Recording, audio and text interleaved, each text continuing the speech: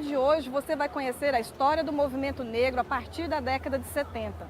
Como foi a luta contra o racismo durante a ditadura?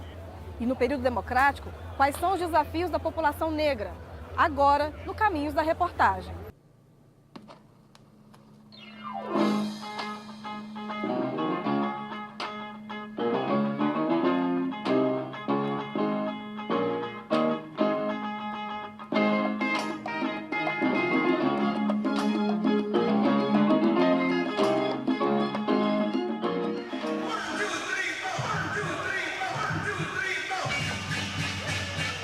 Um novo ritmo chega ao Brasil e toma conta do subúrbio do Rio de Janeiro. A coisa começa lá exatamente no final dos anos 60, né? Quando chega ao Brasil de forma bem calma e tranquila, até silenciosa, esse material da black music, né? Americana. Música black, leia-se, né? O soul de James Brown. Esse material chegava ao Brasil timidamente pelas rádios, por meios de aqueles que traziam para o Brasil normalmente material clandestino, né?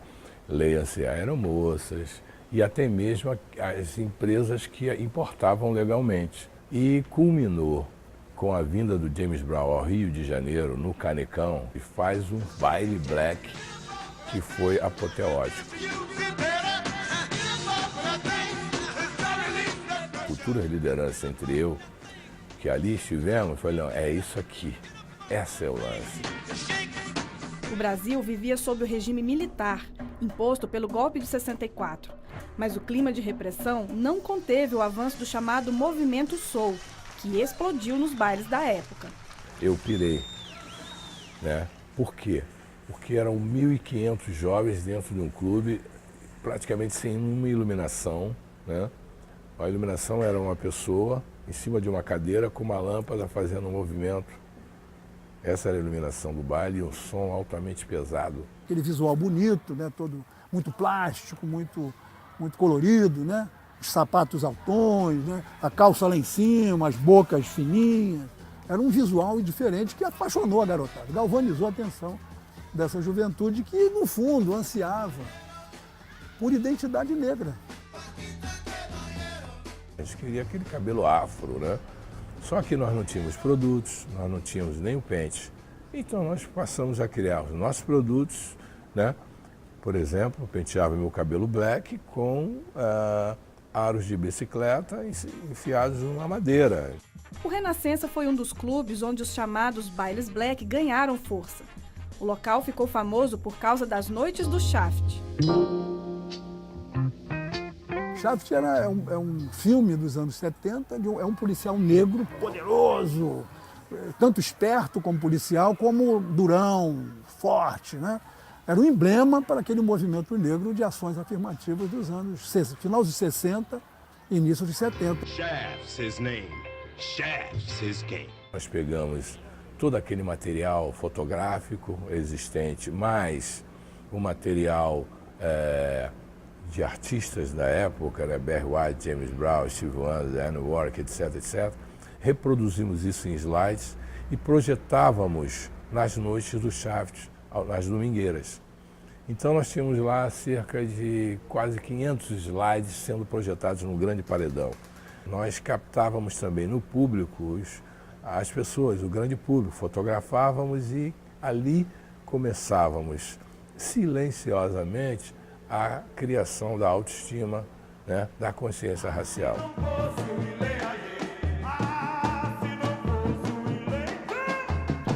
No mesmo período, na Bahia, outro grupo de jovens manifestava sua consciência racial pelo som dos tambores. Em 74, nasce na Liberdade, maior bairro negro de Salvador, o Ilê Aie, o primeiro bloco afro do Brasil. Ele surgiu um dia de domingo, eu e aquele negão ali, Apolônio, aquela foto ali, a gente vindo da praia, Itapuã, a nossa estética também toda chamada de Brown, né, o negro americano. E aí, conversando, surgiu a ideia de fazer um bloco só de negros, né? Muita gente ficou com medo de sair no bloco, que estava Os tiros que ia ser todo mundo preso, que na época você sumia, né? As pessoas desapareciam. A Secretaria de Segurança na época, o secretário mandando ter cuidado com a gente, que a gente queria tomar o poder. Os primeiros ensaios do bloco foram monitorados pela polícia. Muita gente, teve gente, até pessoas negras também que correram quando viram o bloco, porque associado ao fato de ser um bloco só de negro, era um bloco da Liberdade, da linha 8. Então, Liberdade é o maior bairro de negro daqui. Então, isso era sinônimo de ser de desordeiros, né? De vagabundos, de ladrões, não sei o quê. Mas nós botamos o bloco na rua. A questão racial levantada pelo grupo era vista com desconfiança. Minha mãe me convenceu a mudar o nome, que eu estava muito insistindo para chamar o bloco de Black Power, Poder Negro. E tinha um cara também da Polícia Federal que morava aqui também que nos aconselhou que não era interessante ter esse nome. Aí foi que nós fizemos uma pesquisa, pegamos uma cartilha de Urubá e começamos a escolher. Escolhemos 5 nomes com significado em português e o Ilê foi o mais votado e ficou. Nós tínhamos, né, um cenário político, direita e esquerda.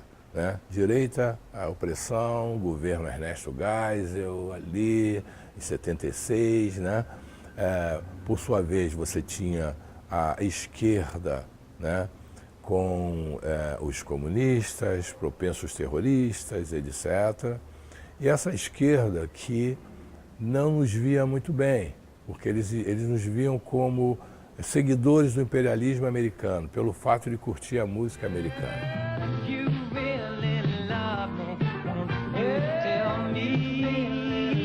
O pessoal do Movimento Negro Unificado não aceitava essa forma nossa de reivindicar. Eles achavam que a coisa tinha que ser muito política. E nós acreditávamos que a política tinha que ser junto com o cultural. A gente tinha muito mais força. Com os blocos afro, você fazia essa revolução na rua. Através das músicas, você se encontrava, da festa, você ia passando as mensagens. No outro dia, segunda-feira, domingo, os meninos estavam cantando as músicas. Eu tenho orgulho, negra lindo. Você tinha no momento, no cenário mundial, os direitos civis, leia-se Malcolm X, Martin Luther King, né? E os Panteras Negras, nos quais nós nos identificávamos. O que eram os Panteras Negras, para quem não sabe, né? Era um movimento que foi criado para mudar, tomar conta da violência policial que os negros sofriam dentro das comunidades. Estava precisando desse sentimento de negritude, sabe? As pessoas sumiam muito timidamente, né? As pessoas não tinham medo de ser negro. A nossa arma era a cultura. Isso nós criamos. Então, esse desenho foi um choque aqui no Brasil, principalmente para os órgãos de repressão. Aquela famosa dura na rapaziada, e aí, cascudos, violência contra a garotada, quando eles se afastavam um pouco dos bailes, né? Já madrugada, e aí se batia, se prendia. A gente tinha um Galaxy preto na época, né? E usávamos roupas pretas, muito ligadas àquela visual do Pantera Negra, né? Isso fazia parte do marketing de cada equipe de som, tinha uma linha, tinha um marketing, né? Isso fez com que eles também nos identificassem fácil. Então, saindo de um baile, fomos convidados, né? Docemente, um capuz na cabeça, botaram num camburão, acredito que seja um camburão pelos barulhos das portas, e levaram para um local que mais tarde vim saber que era o batalhão de guarda da PE, né? Aqui na Barão de Mesquita, em Praça Santos Penha. Isso não adiantava, cada vez era um maior número, grupos grandes, e ficava mais difícil porque teria que deslocar maior quantidade de policiais, se confrontaria, ficaria mais visível a questão racial. Então houve um cuidado maior da polícia. Mas lá as perguntas, e em cima sem tirar o capuz, quando tiraram uma luz muito forte, cadê $1 milhão que a CIA botou para você fazer esse movimento? Umas coisas sem nexo, né? Acabaram por me soltar, sem nenhum problema físico, era muito mais psicológico, né? Nós vamos acabar com isso vai acabar, isso aí tem prazo, não sei o quê, etc. E aí, sim, aí a repressão se abate sobre a questão administrativa das equipes, questão financeira, de como se compra ingresso, como é que se cobra. O movimento chegou a fazer sucesso na mídia, até perder espaço para a moda da discoteca. E aí vão amordaçando, apertando, até o momento que tornam essas equipes inviáveis quase. E aí morre esse movimento, ele é espremido mesmo. Mesmo artistas que já eram famosos enfrentaram a discriminação. Cheguei num clube para fazer um show e eles não sabiam que eu era Elza Soares. Fui tentar passar, botar na mão e disseram: "Você tem carteirinha?" Eu falei: "Carteirinha de quê?" "Carteirinha, você é sócia?" Eu disse: "Não." "Ué, então você não pode entrar." Eu digo: "Como não posso entrar?" "É, porque é a ordem que a gente tem aqui que..." Falei: "Que negro não entra, não é isso?" "Não, é que..." Falei: "Então você vai lá e diga para a pessoa que me contratou que a Elza Soares não vai cantar aí." "Mas você..." "Não, você pode." Eu digo: "Não posso. Não posso. Porque se a Elza Soares posso entrar, não posso, meu amigo. Meu nome é Elza Soares, mas a pele é essa que vocês não querem que entre aí." E não fiz o show. Já as escolas de samba cresceram no período. O povo em geral começou a aderir à escola de samba. Aí os ensaios, as interessam mais. O samba já era um lugar muito tomado, assim como se dizia antigamente, tomado pelo branco. Aos poucos, tanto a mídia, quanto os meios de comunicação, quanto a intelectualidade, né? Muito estrangeiro foram chegando e tomando conta do samba. Nos desfiles da época, prevaleceram enredos alinhados à ideologia do regime. Por exemplo, a Beija-Flor fez o enredo chamado Brasil no ano 2000, que era um enredo fanista, que era um enredo que previa o crescimento do Brasil. A Mangueira teve um que era o Correio Aéreo Nacional. Os ensaios eram feitos no Clube Maxwell. Muitos agentes do DOPS iam para lá. A gente sabia porque eles eram tão diferentes dos outros, das outras pessoas, que dava para desconfiar. A contribuição dos negros para a cultura brasileira também aparecia nos enredos, mas sem destacar o tema do racismo.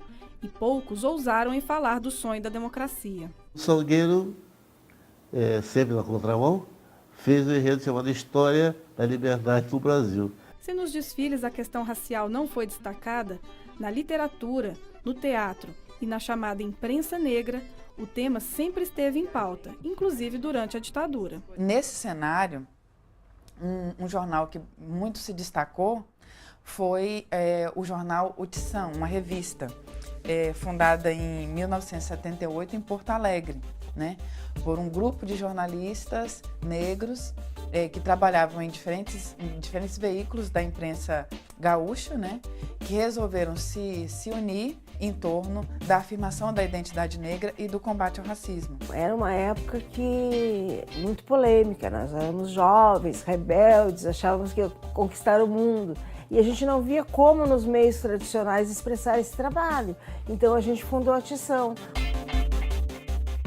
Ela é essencial para a gente perceber a multiplicidade de questões que mobilizavam a comunidade negra brasileira e que davam a dimensão do quanto a questão racial permeava todos os espaços da sociedade, né? As pautas do Tição hoje, elas são super atuais. Nós fizemos pautas sobre as empregadas domésticas, sobre o jogador escurinho. Uma das capas foi um ebó, que causou grande polêmica, né? Subestimavam o potencial crítico dessa intelectualidade negra.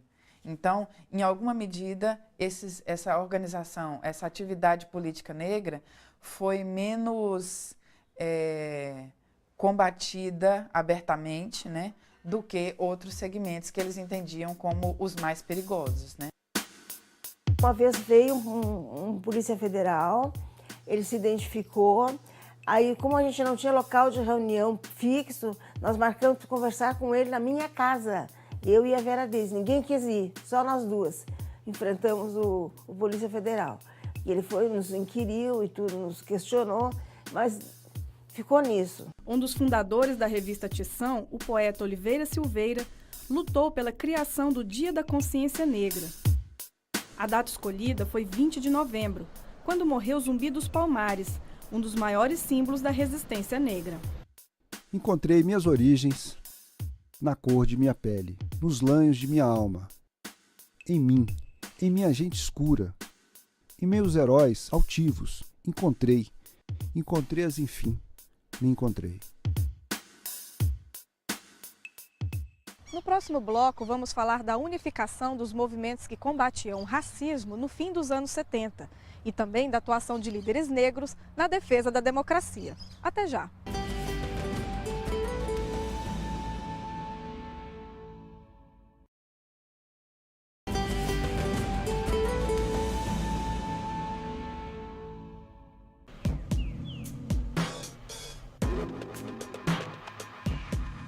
Eu conheci ele num casamento.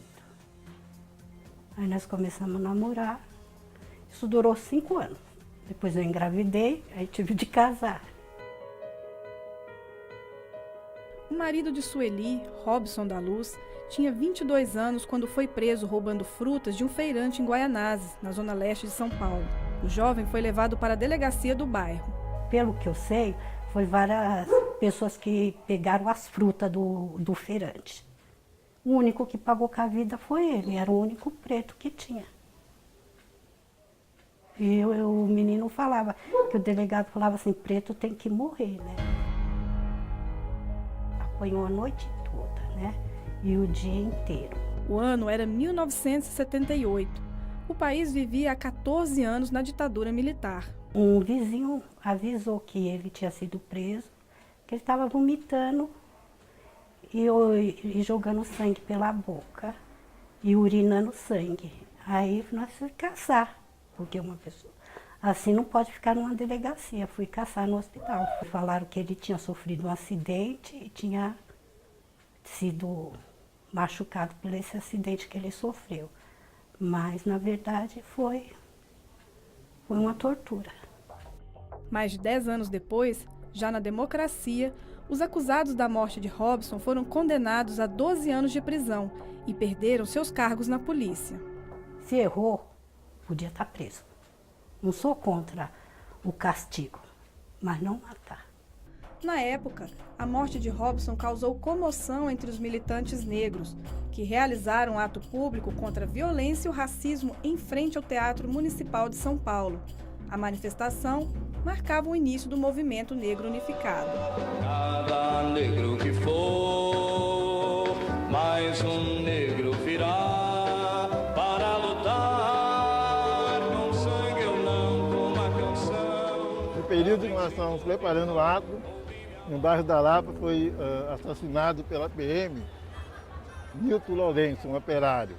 Foi um outro motivo que nos levou a fazer a manifestação e criamos o movimento, né? O Brasil estava sob vigência do Ato Institucional número 5, que proibia qualquer tipo de reunião e manifestação pública. Nós fizemos toda uma articulação para garantir a realização do ato. Tinha alguns setores mais à direita que participavam da discussão, eles nos forçaram a entregar uma carta para o Erasmo Dias, que era o secretário de Segurança Pública, e nós fomos entregar. Mas quem pode garantir que nós não vamos ser reprimidos? Porque é proibido, nós vamos fazer. Aí ele falou assim, olha, se no Brasil diz que não existe racismo, como é que eles vão reprimir quem está combatendo o racismo?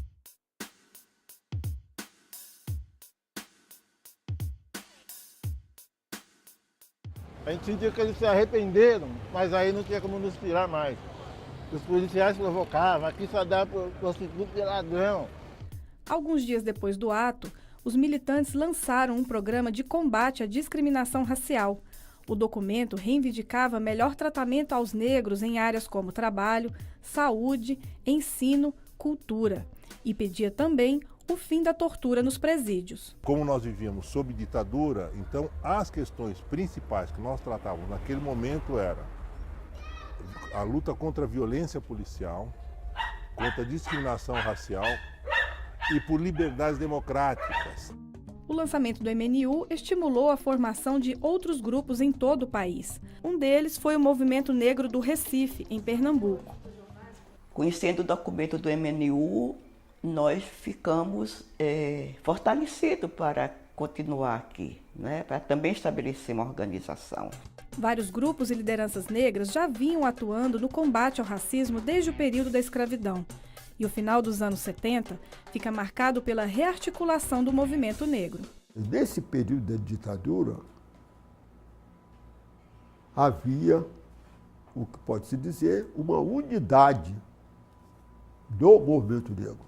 O Brasil ainda passava por aquela euforia do chamado milagre econômico e era muito evidente o setor que ficou mais afastado das possibilidades de se beneficiar daquele crescimento foi efetivamente a população negra. A ditadura, ela não tinha interesse nenhum de se apresentar como racista. Este é um país que vai pra frente. Oh, oh, oh, oh, oh. E uma gente amiga e tão contente. Oh, oh, oh. O discurso do representante do Brasil é que no Brasil não existia racismo. Vivíamos em plena democracia racial. E era exatamente essa direção que o movimento negro questionava. Quer dizer, para nós, do fim da ditadura, a volta da democracia significava implantar no Brasil uma verdadeira democracia racial. Isso era visto como algo desarmônico e que iria contra toda a perspectiva daquele momento de segurança nacional que primava por um coletivo uno, indivisível, e que era visto como democrático racialmente. Era um movimento que viveu durante uma grande parte da sua vida sendo rechaçado pela direita por razões que a gente pode imediatamente compreender, mas por outro lado também sendo deslegitimado pela esquerda em função dessa suposta divisão que nós estaríamos causando na luta, na chamada luta geral da classe trabalhadora. Muitos militantes negros foram monitorados pelo regime militar. Documentos do Departamento de Ordem Política e Social comprovam a vigilância. É possível notar que há sim uma intenção de controle, de vigilância desses movimentos por conta dessa temática negra e não somente por conta das ideologias que estavam circulando no mundo naquele momento. A gente encontra desde convite a uma festa Black Power, que era um termo muito mal visto, entendido como um elemento estrangeiro que estava sendo trazido e contaminando a juventude negra, bem como estatutos de movimentos, trabalhos de seminários nas faculdades, como PUC, USP, que traziam a reflexão de intelectuais como Abdias do Nascimento, entre outros, que traziam essa perspectiva do que é a questão negra, o que era a questão de classe, de raça, etc. E vão ser apreendidos, seja por arapongas próprios de investigação do movimento negro ou do movimento estudantil. Mas eles não queriam nos prender por estar fazendo o movimento negro. Embora lá nos documentos deles dizia que nós éramos de orientação comunista, aquelas coisas todas. Eles queriam armar flagrante para cima de nós.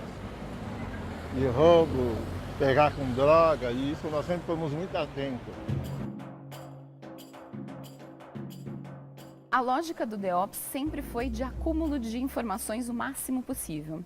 Então, às vezes, não necessariamente havia uma prisão desses militantes. Particularmente, falo por mim, tive nenhum assédio de ser chamada para interrogatório ou coisa parecida.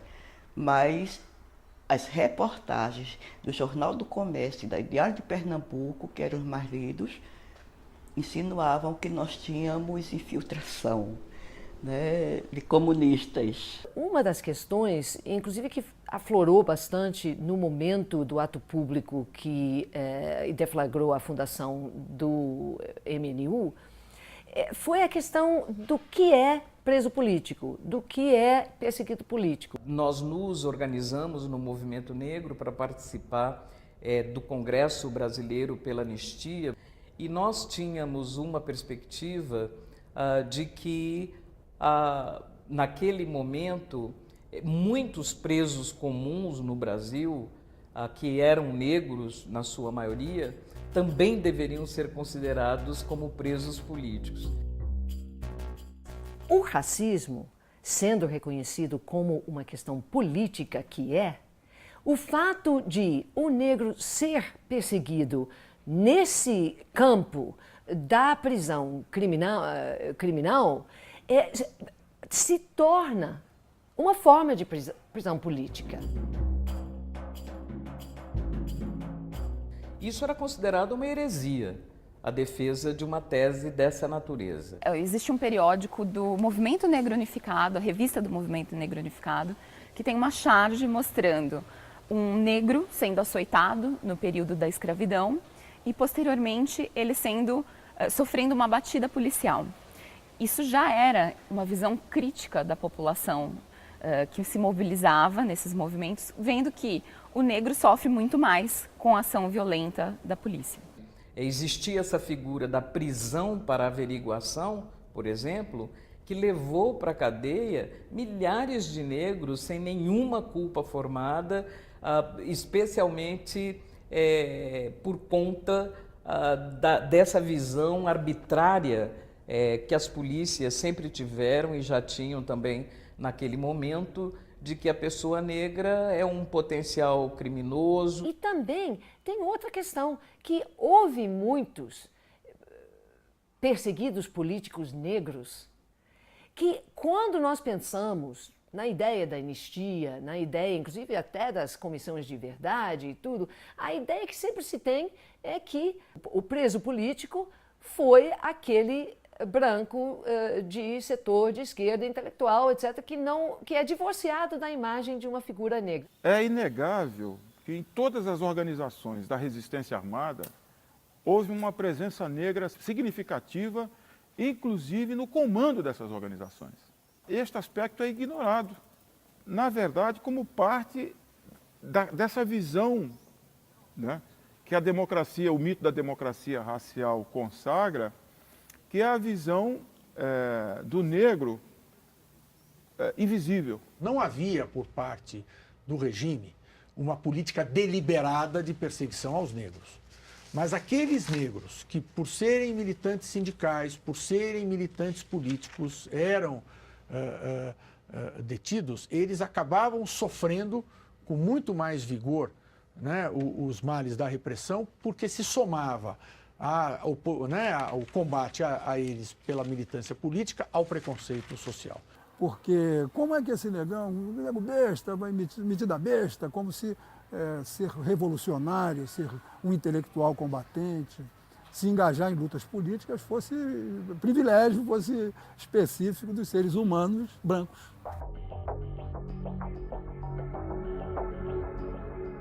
Analisar o papel dos negros na ditadura significa, concretamente, analisar o nosso papel na história recente do Brasil e na história brasileira. Segundo um levantamento da Comissão da Verdade Rubens Paiva, de São Paulo, dos 437 desaparecidos políticos da ditadura, 42 são negros. Entre eles, Oswaldo Orlando da Costa, conhecido como Oswaldão. Eles não sabiam quem era. Sabia que era um tio, que tinha ido para o exterior, que estudava engenharia, mas não podia citar o nome dele. Oswaldão foi um dos principais combatentes da guerrilha do Araguaia. Antes de ingressar no Partido Comunista, foi atleta e estudou engenharia na antiga Tchecoslováquia. Jménem zahraničních studentů chci se vám poděkovat za všechno, co jste pro nás udělali. Oswaldo estava com todo mundo. Ele era um líder nato. Chamava muita atenção, né? Aquele tipo, aquele sorriso, todos os checos que não vinham muito pretos, né? E iam conversar com ele. E ele aprendeu, falava bem o tcheco.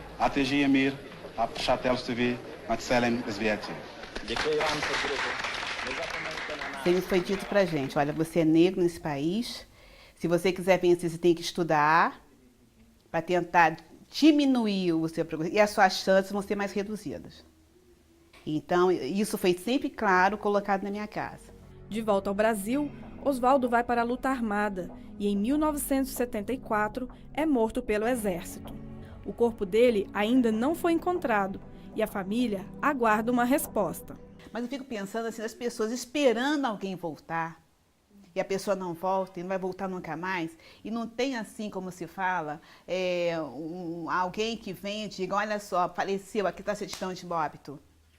Então a expectativa, eu acho que isso é muito doloroso para uma família. Ele morreu, né, lutando contra a ditadura. A principal referência do movimento negro que uniu o combate aos governos autoritários à luta contra o racismo foi Abdias do Nascimento. Há um consenso muito amplo de que tenha sido o mais destacado militante do movimento negro brasileiro.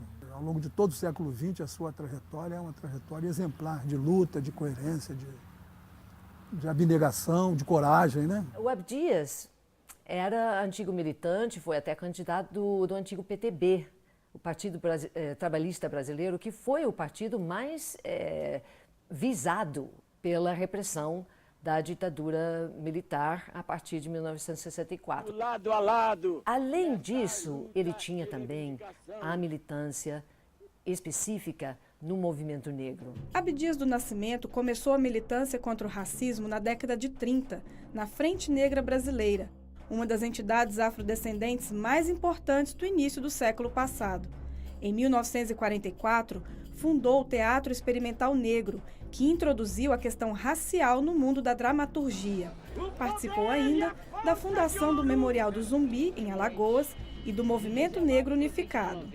A atuação específica dele na área cultural e política em relação à questão racial foi o maior motivo da perseguição dele nesse período. Tanto que, em 1968, ele está nos Estados Unidos, em uma viagem de intercâmbio, e quando ele deve voltar ao Brasil, vem o ato institucional número 5, em 1968, e ele é impedido de voltar, porque ele tinha vários inquéritos policiais militares contra ele por conta dessa atuação política dele no movimento negro. Depois de mais de 10 anos no exílio, Abdias voltou ao Brasil para se tornar o principal interlocutor do movimento negro no Congresso Nacional na reabertura política. Ainda no Brasil era muito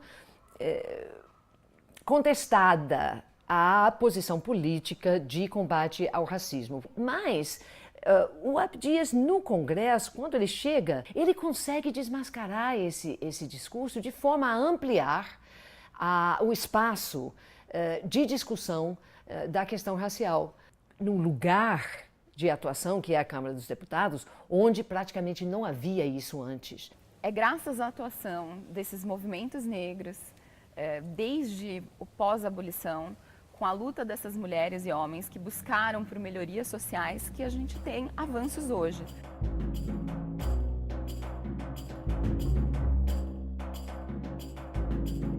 Depois do intervalo, vamos mostrar como vivem quilombolas que ainda lutam pela terra. E mais, conheça histórias de famílias que perderam seus jovens para a violência. Daqui a pouco.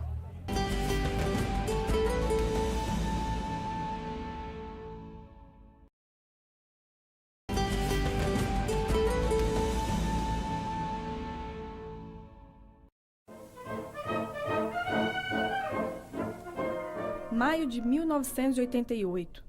O Brasil celebrava o centenário da abolição da escravatura. Nas ruas, o movimento negro apresentava outro significado para a libertação dos escravos no Brasil.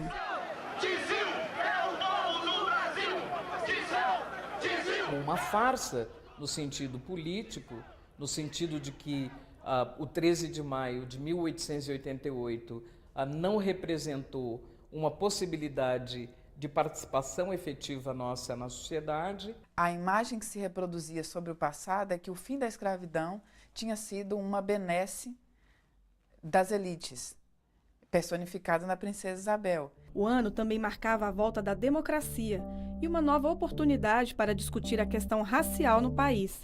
Na Constituinte, os militantes entregaram várias propostas, entre elas a criminalização do racismo.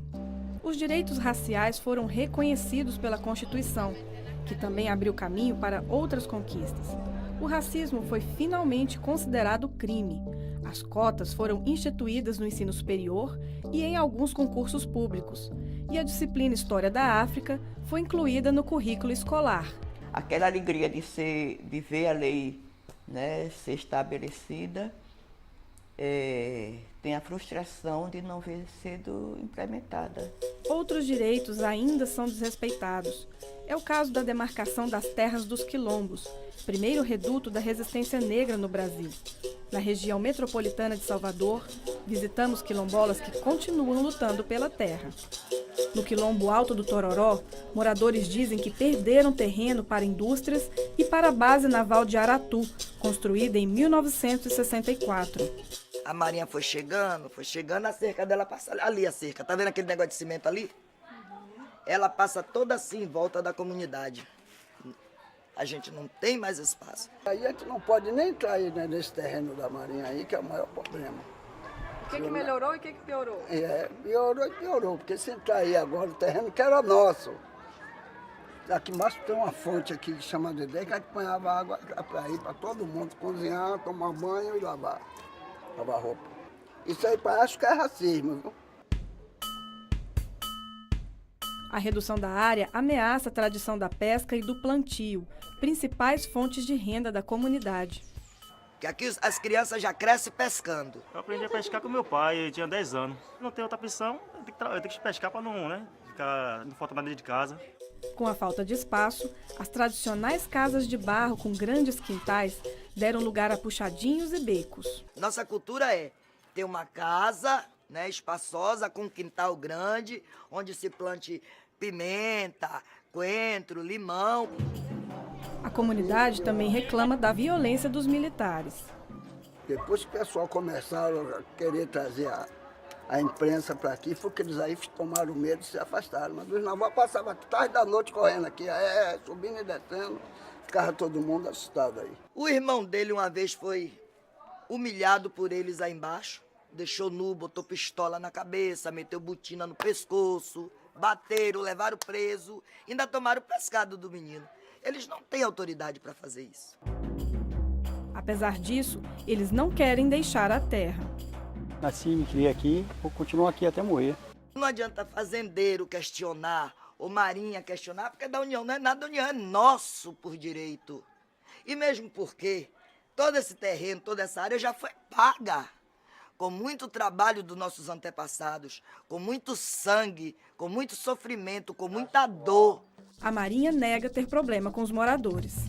Bem perto dali está a comunidade quilombola Rio dos Macacos, formada por quase 70 famílias descendentes de escravos que trabalharam e se refugiaram nessa área há mais de 100 anos. Essa ruína aqui que vocês estão vendo é o resto da usina Aratu, certo? Que era aqui que os escravos trabalhavam, nessa usina, fazendo açúcar. Aqui embaixo ainda tem porão, certo? Que é onde os escravos eram aprisionados e muitos morreram aí. Foi só em agosto deste ano que saiu o relatório de identificação do quilombo, mas a área delimitada pelo INCRA é menor do que a reivindicada pela comunidade. A comunidade tinha mais de 900 hectares, hoje tem 301 e o governo federal, junto com o INCRA, botou 104 hectares. A nossa comunidade reduziu bastante e não dá para sobreviver numa área rural, que a gente é um trabalhador rural e pescador. Quem controla a entrada no quilombo é a Marinha. Nossa equipe foi impedida pelos militares de visitar a comunidade. Os próprios quilombolas contam que às vezes não conseguem passar pela vila. Quando eles não querem, a gente tem que ficar ali na frente passando fome, sede. Não só a gente adulto como criança. Nossos filhos para poder estudar é uma luta. Em nota, a Marinha do Brasil afirmou que a área ocupada pela comunidade pertence à União. No local, existe uma barragem que abastece a base naval de Aratu e também uma vila militar, onde vivem 450 famílias. Por razões de segurança, a Marinha controla o acesso ao local, identificando inclusive os moradores. Já morreram gente na frente da vila militar, já teve gente espancada, criança espancada, idoso também, pessoas estrupadas dentro da vila naval e outras pessoas, e aí o governo não faz nada. De acordo com a Marinha, as lideranças da comunidade fazem uma campanha difamatória contra a instituição, com acusações inverídicas como a de supostas ações de força cometidas pelos militares. A nota afirma ainda que todas as denúncias são apuradas. Pretos e pardos são as maiores vítimas de morte violenta no Brasil. Segundo o mapa da violência, para cada jovem branco assassinado, morrem 3 jovens negros.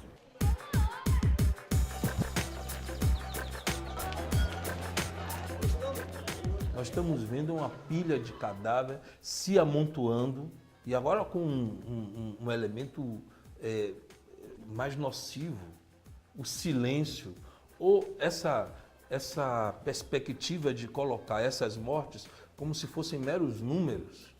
Nós somos mais que números, nós temos nome. Evangivaldo, Jackson, Negro Blue. Jackson Carvalho, de 15 anos, estudava e trabalhava com a família no interior da Bahia. No domingo de 23 de junho de 2013, saiu para almoçar com a namorada e não voltou mais. Começamos a procurar. Cadê Jackson? Aí começou a cidade inteira, porque lá é uma cidade pequena. A busca por Jackson levou 3 dias. Sem a ajuda da polícia, a própria família desvendou o desaparecimento do rapaz em um cemitério clandestino da cidade. Foi o primeiro lugar em que a gente pensou em procurar, automaticamente. Me chamaram, Antônio, vem aqui, mas se prepara aí, irmão, que tem alguma coisa de errado aqui. Aí chegamos no local, começamos a cavar. Com mais ou menos uns 2 palmos de profundidade, eu vi a panturrilha do meu filho. Eu limpei assim a perna e reconheci a panturrilha do meu filho, porque eu reconheceria meu filho por qualquer parte do corpo dele, que é o meu filho. Como em outros casos, a polícia alegou que a vítima era envolvida com o tráfico. Quando o delegado apareceu, ele olhou para mim, como eu estou olhando para você, e disse assim: você sabia que seu filho é envolvido, né? Eu falei, como? Ele estava insinuando que o meu filho, há 12 anos atrás, já podia fazer parte de algo ilícito com uma outra pessoa. Esta mãe, que não quer se identificar, perdeu 2 filhos de forma violenta. Ele estava jogando bola na quadra, aí a polícia aí estava lá atrás de uns meninos lá. E aí chegou nessa quadra e foi atirando em todo mundo. E aí pegou no meu filho. Ele viu que meu marido estava sendo muito insistente em procurar justiça. Arrumaram lá outra desculpa e mataram meu outro filho. Para Marcos, a dor é pela perda do irmão. A gente começou a estar no estúdio gravando, o cara falou, ligaram para sua mãe aí, disseram que mataram o seu irmão. Veio de uma festa e tal, tava na casa dormindo com os parceiros dele. Polícia, né, com o processo de extermínio dele, né, invadiu, pegou meu irmão de buço, sem direito de defesa. Quando mataram ele estava com viagem marcada para a Argentina, para passar uma temporada lá tocando e dando aula. Né. A polícia brasileira, ela tem um processo de cortar o sonho da molecada pela metade, né. Ela não só matou meu irmão, ela acabou com toda uma família, né, cara. Em busca de justiça, as famílias vivem ameaçadas e foram obrigadas a mudar de suas cidades. Algumas fazem parte de programas de proteção. Olho para um lado, vejo meus filhos. Olho para outro, vejo meus filhos. Enquanto não houver reparação histórica e humanitária, esses mortos não vão descansar e nós também não. Porque quem fez isso com meu filho eu espero que vai ter que pagar em algum momento. O Brasil ele virou um país tão terrorista para o povo negro, né? Porque essa matança aí parece mais ato de terrorista mesmo, que você para de sonhar. O crescimento no número de mortes motivou o grupo Quilombo X a criar uma campanha de combate ao genocídio.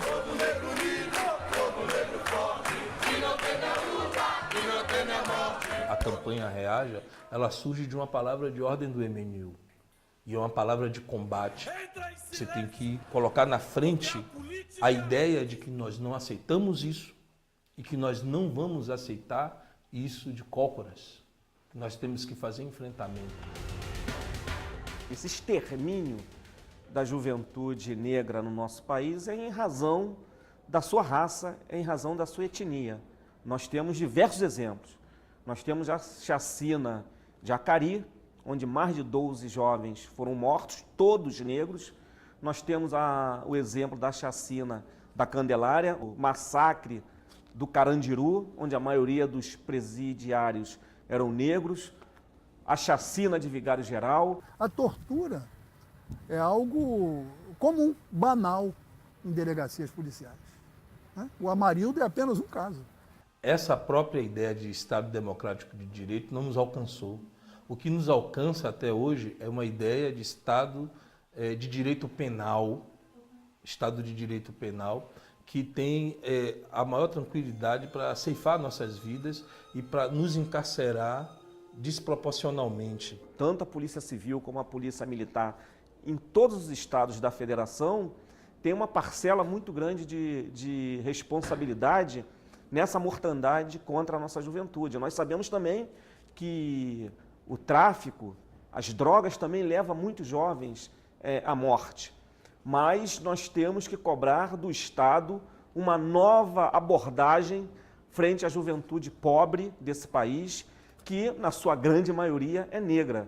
Sabemos que existem algumas iniciativas, inclusive junto às polícias, de reverter esse quadro, de trabalhar por uma conscientização maior, mas é um processo que ainda demanda muito trabalho e muita boa vontade, sobretudo dos setores brancos da sociedade.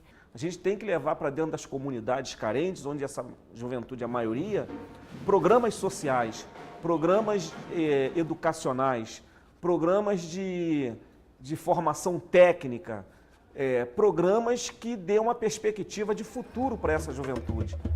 A democracia não eliminou a violência nem o racismo, mas trouxe diversidade e novos desafios para o movimento negro. É muito difícil você identificar o crime de racismo no Brasil.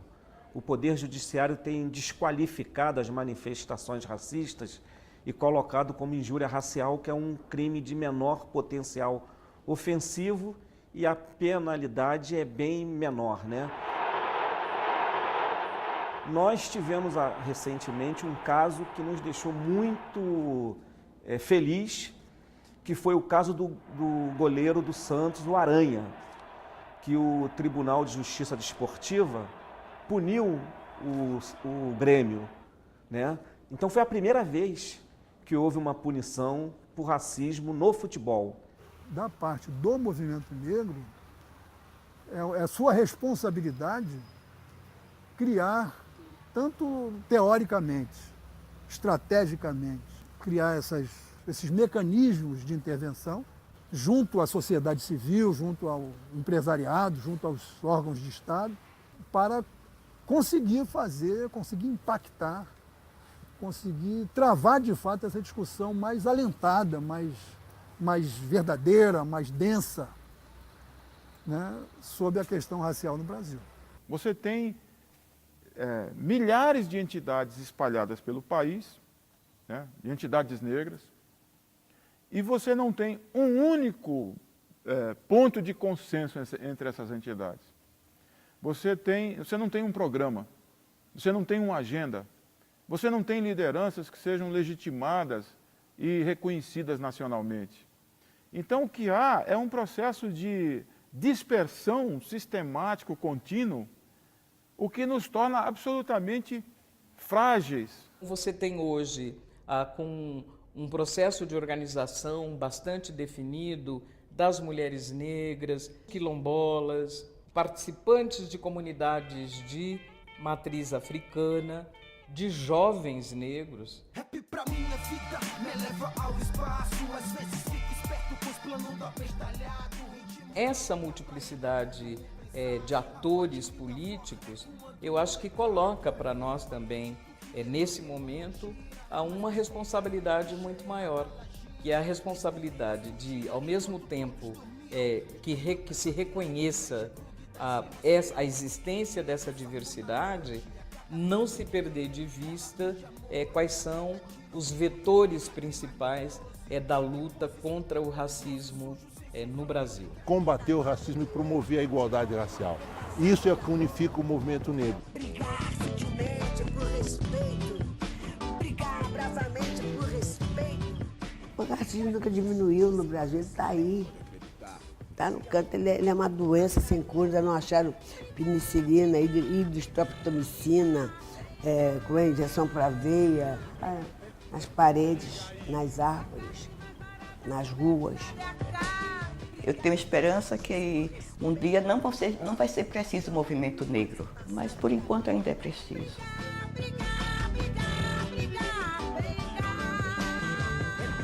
Poder não se atinge com a existência de um órgão de promoção da igualdade racial.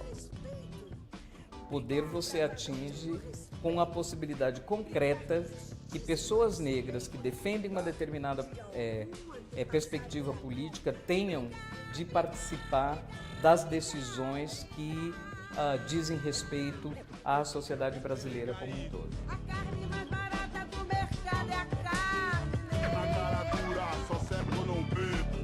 A nossa agenda interessa ao povo brasileiro, porque sem a nossa inclusão não se pode falar em democracia.